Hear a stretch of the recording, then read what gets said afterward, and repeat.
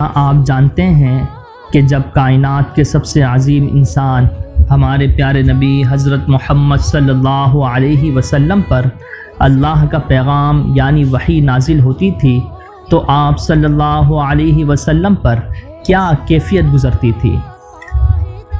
کیا آپ تصور کر سکتے ہیں کہ سخت سردی کے موسم میں بھی آپ صلی اللہ علیہ وسلم کی پیشانی مبارک سے پسینے کے قطرے کیوں ٹپکنے لگتے تھے؟ جی ہاں، آج ہم جانیں گے کہ نبوت کا یہ عظیم اور بھاری بوجھ آپ صلی اللہ علیہ وسلم کیسے اٹھاتے تھے۔ الحمدللہ رب العالمین والصلاة والسلام علی سید الانبیاء والمرسلین، اما بعد فاعوذ باللہ من الشیطان الرجیم، بسم اللہ الرحمن الرحیم۔ میرے پیارے بھائیوں اور بہنوں، السلام علیکم ورحمۃ اللہ وبرکاتہ۔ صحیح بخاری شریف کے اس مبارک سفر میں آج ہم پہنچ چکے ہیں حدیث نمبر 2 پر۔ پہلی حدیث میں ہم نے نیت کی اہمیت کو سمجھا اور آج کی اس ویڈیو میں ہم ایمان کی جڑ یعنی وحی کی شروعات اور اس کی کیفیات کے بارے میں ایک بہت ہی ایمان افروز حدیث پڑھیں گے۔ بخاری شریف کی یہ دوسری حدیث ام المؤمنین حضرت عائشہ رضی اللہ عنہا سے روایت ہے۔ وہ فرماتی ہیں کہ ایک صحابی حضرت حارث بن حشام رضی اللہ عنہ نے رسول اللہ صلی اللہ علیہ وسلم سے ایک بہت ہی خوبصورت سوال پوچھا۔ انہوں نے کہا، یا رسول اللہ صلی اللہ علیہ وسلم، آپ پر وحی کس طرح نازل ہوتی ہے؟ آپ پر وحی کس طرح نازل ہوتی ہے؟ رسول اللہ صلی اللہ علیہ وسلم نے اس کا جواب دیتے ہوئے ارشاد فرمایا، احیاناً یأتینی فی مثل صلصلۃ الجرس وہو اشدہ علی، یعنی کبھی تو یہ مجھے گھنٹی کی آواز کی طرح آتی ہے اور یہ صورت مجھ پر سب سے زیادہ سخت ہوتی ہے۔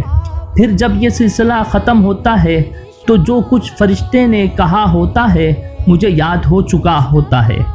آپ صلی اللہ علیہ وسلم نے آگے فرمایا، اور کبھی فرشتہ میرے سامنے ایک مرد کی شکل میں آتا ہے اور مجھ سے بات کرتا ہے تو جو کچھ وہ کہتا ہے میں اسے یاد کر لیتا ہوں۔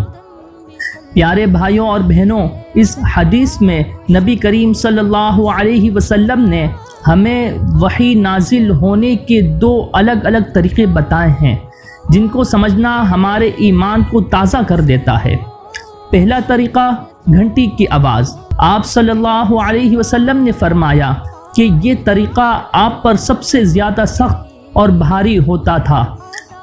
اب یہاں گھنٹی کی آواز سے مراد کوئی موسیقی نہیں ہے، بلکہ علماء کرام فرماتے ہیں کہ جیسے ایک بہت بڑے ہال یا غار میں لوہے پر کوئی چیز ماری جائے تو ایک گونج دار آواز اور مسلسل آواز پیدا ہوتی ہے، یہ بالکل ویسی ہی ایک ہیبت ناک اور جلالی آواز ہوتی تھی۔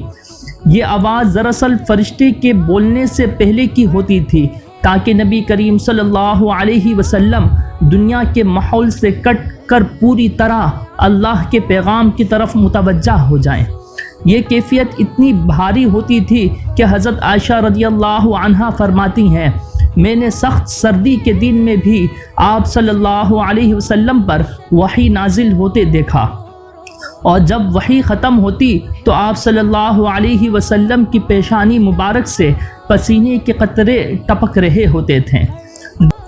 دوسرا طریقہ فرشتے کا انسانی روپ میں آنا۔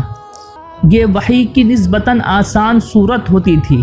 جب حضرت جبرائیل علیہ السلام یہ خوبصورت انسان اکثر مشہور صحابی حضرت دحیہ کلبی رضی اللہ عنہ کی شکل میں آپ صلی اللہ علیہ وسلم کی مجلس میں آتے، آپ صلی اللہ علیہ وسلم کے سامنے بیٹھتے اور عام انسانوں کی طرح بات چیت کرتے۔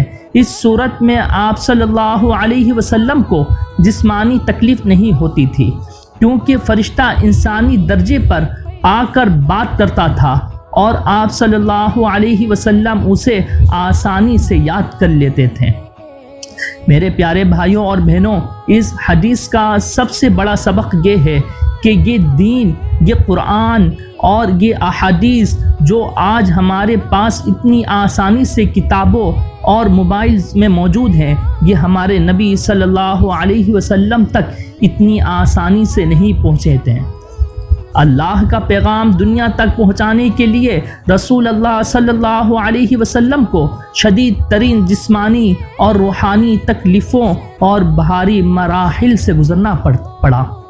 اب ہم یہ سوچتے ہیں کہ ہمارے نبی صلی اللہ علیہ وسلم نے اس قرآن کی ایک ایک آیت کے لیے کتنی سختیاں اٹھائیں، تو ہمارے دل میں قرآن پاک کی عظمت اور اس پر عمل کرنے کا شوق اور زیادہ ہو جاتا ہے۔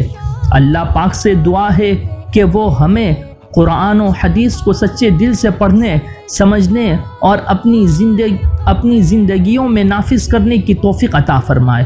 وہ پاک پروردگار ہمارے دلوں میں اپنے پیارے نبی صلی اللہ علیہ وسلم کی محبت اور تڑپ کو اور زیادہ مضبوط کر دے، آمین یا رب العالمین۔ دوستو، اگر آپ کو صحیح بخاری کا یہ سلسلہ پسند آ رہا ہے تو ویڈیو کو لائک اور شیئر ضرور کریں۔ کمنٹس میں آمین لکھ کر اپنی محبت کا اظہار کریں۔ چینل کو سبسکرائب کرنا مت بھولیے گا تاکہ حدیث نمبر 3 آپ کو وقت پر مل سکے۔